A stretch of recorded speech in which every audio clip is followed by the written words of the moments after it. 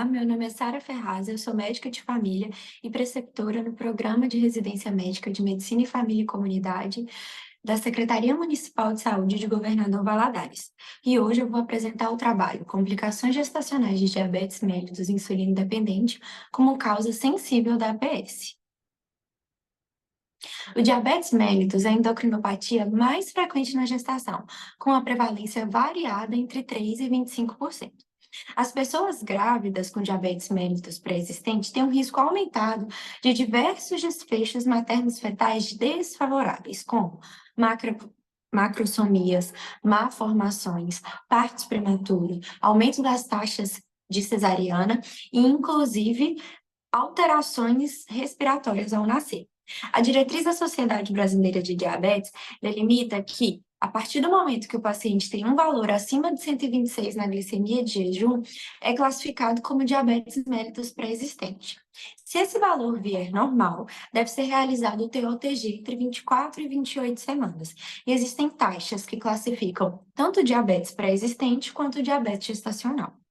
A Lei nº 9.263, de 12 de janeiro de 1996, orienta sobre planejamento familiar, dizendo que os pacientes têm acesso à informação e, além disso, aos métodos para organizar o seu planejamento familiar.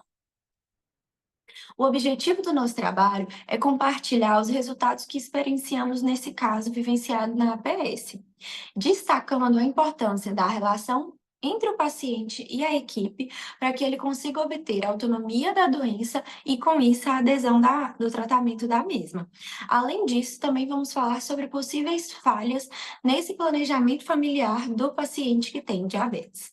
Foi feito um estudo longitudinal retrospectivo, através de revisão de prontuário, e o progresso da paciente foi monitorado por meio de avaliações clínicas, laboratoriais e controle glicêmico em casa com as glicemias capilares.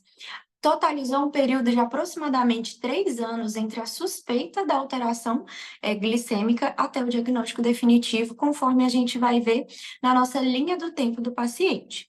Então, essa paciente teve realização, ao longo dos seus 21 anos de vida, de 3 atendimentos odontológicos, 34 atendimentos médicos, 6 atendimentos de enfermagem e 3 buscas ativas.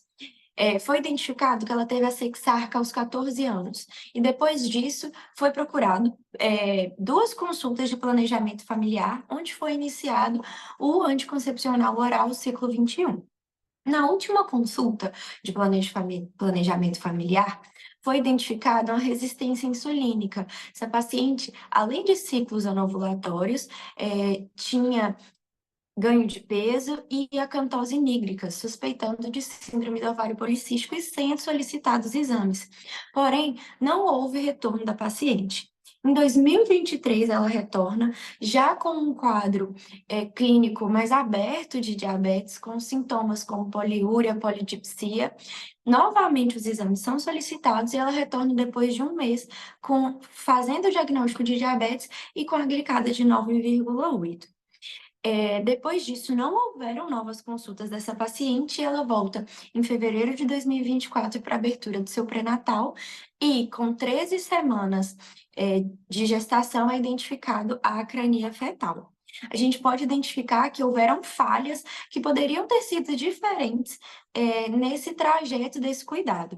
Uma delas foi o planejamento familiar personalizado a essa pessoa que vive com diabetes mellitus insulino dependente. Então, durante o diagnóstico, é importante que a gente reforce os riscos da gravidez antes do controle glicêmico. Essa paciente teve um bom controle depois de mais ou menos um mês do início do acompanhamento pré-natal e das orientações das prováveis consequências para a gestação.